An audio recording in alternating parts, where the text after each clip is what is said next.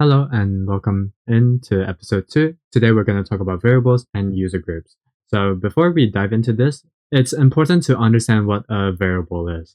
So variable, if I were to explain it to a 5-year-old, imagine a box, okay? And this box has a value, all right?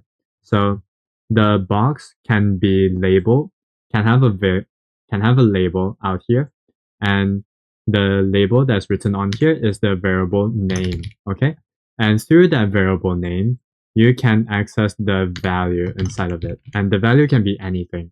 It can be like integer, it can be string, it can be any data types, all right?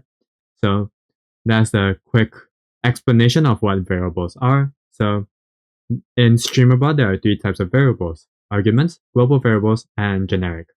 For arguments, it's local variables accessible by an action and its sub-actions. So in this example, you can see percentage, username, percentage. All right. So this is saying that, oh, username is a variable. I want to retrieve its value and put into user login. So this is the example. All right. So next, we have global variables. Global variables you can actually see in your Streamer.Bot. If you click at the top here, you can see the global variables that you have here. So persistent and non-persistent globals, persistent and non-persistent user globals. All right. So the difference between persistent and non-persistent is that whether you want the variable to survive after you turn off Streamer.Bot. All right. If you want it to stay alive even after you close Streamer.Bot, it is a persistent global variable. You should have it persistent. But if you're saying like, oh, I just want to keep track of the variable only for this stream or reset it every stream, then it's a non-persistent variable.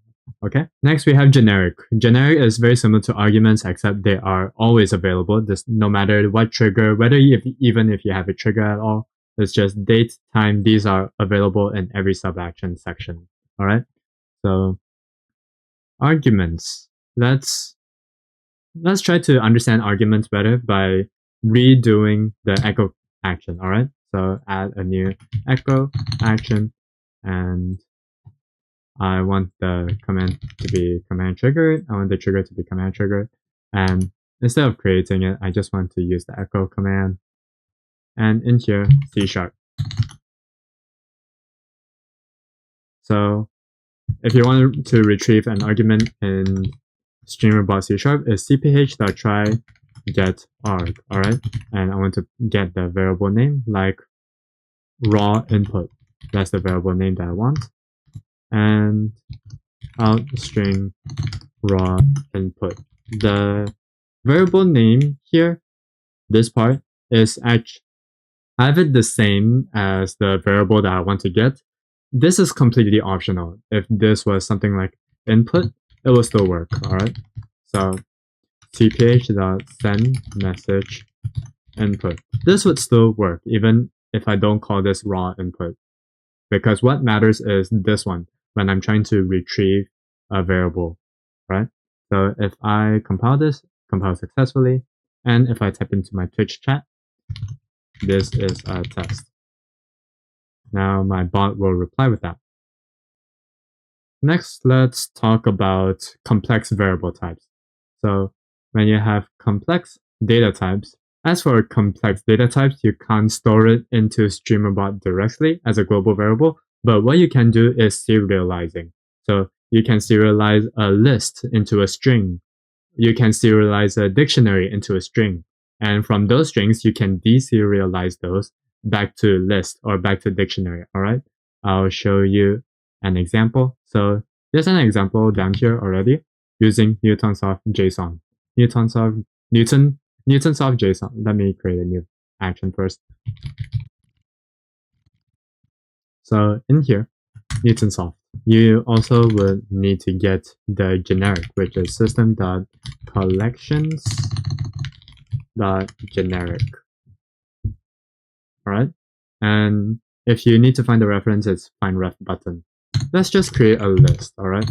Let's just create a list of string, and strings would be new list string, and it will be string 1, string 2.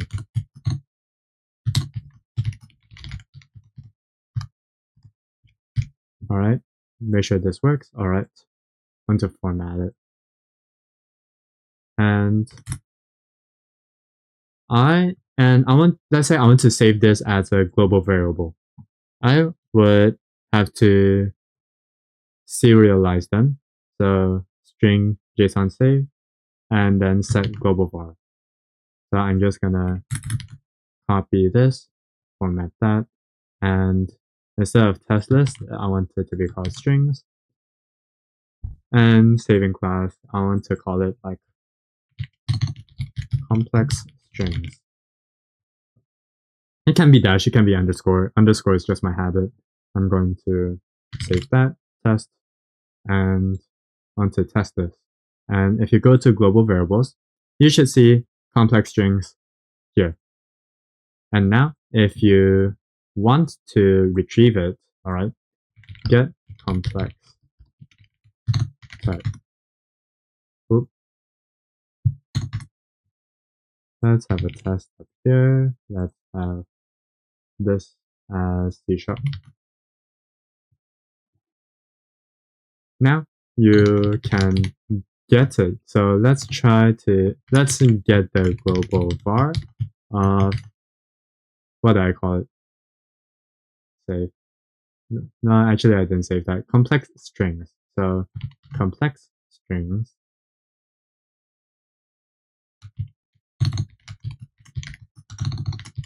Not try get R, sorry. Get global var of string and complex strings. This should work. All right. Now, after I get it as a string, you can head back here and deserialize it. And deserializing requires Newtonsoft again.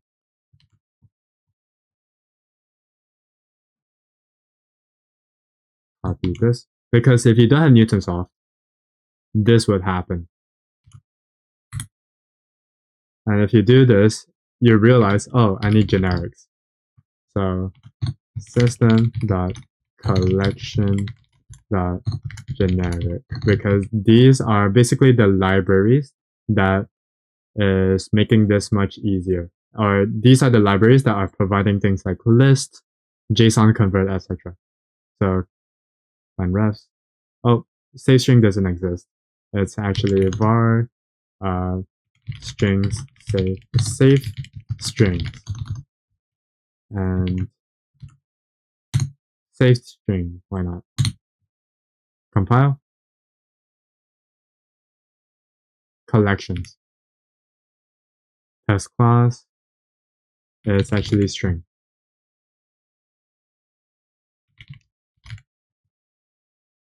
And compile successfully. I just forgot to change some things copied from the example. So once you have that, you realize that, oh, I can have saved list and you can do whatever with it, all right? So it's not just like a long string. It's actually a list of strings now. So that's how you do it. That's how you serialize and deserialize a complex data type. Now let's talk about user groups. So what are user groups for, you might ask? Well, let me paint you a picture.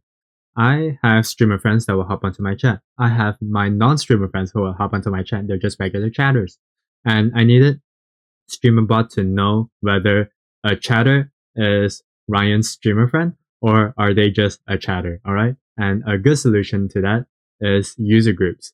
With user groups, I can add Twitch users and YouTube and Kick users into my group called Streamer Friends.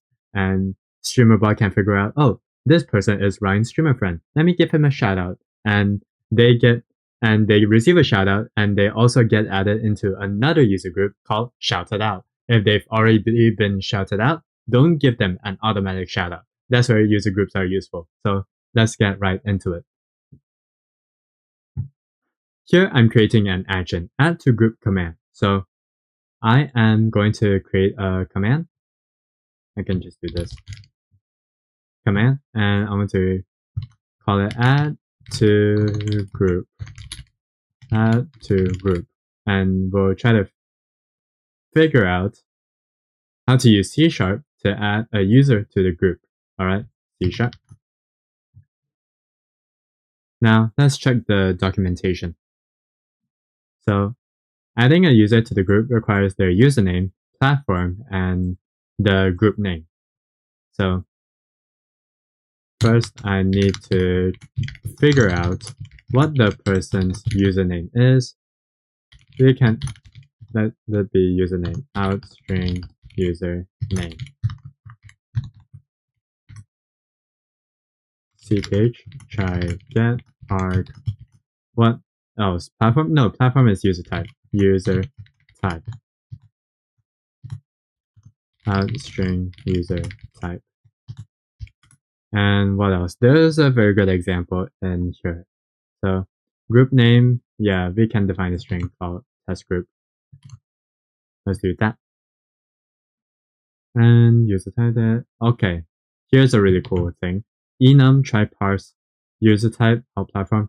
So what is happening here is that this is trying to sort of convert user type, which would spit out things like Twitch, YouTube, Kick. Alright? It would produce these things, but it's just a string. And this is trying to convert it into a platform type. So that we can add into streamer cph, add to group or whatever, add user to group, and it needs a username, a platform, user type platform, and group name. Boom. And compile. A comma is expected. I wonder where. Compile successfully. Boom. Alright. So now all I need to do is do the command add to group.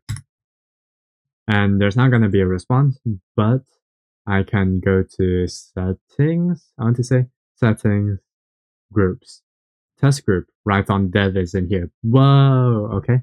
Now let's try something else. Check group. I want to create a command called check group to check whether the user is in a group or not. Check group. Check group. And I want it to be moderator only. And okay, and C#. We need to look into user in group, which is we need a group name. Alright. String group name is test group. Now it requires username, platform, group name. Okay, very similar to the last one. So let me just copy the code. Let me just copy the code from here. That will save me a lot of trouble.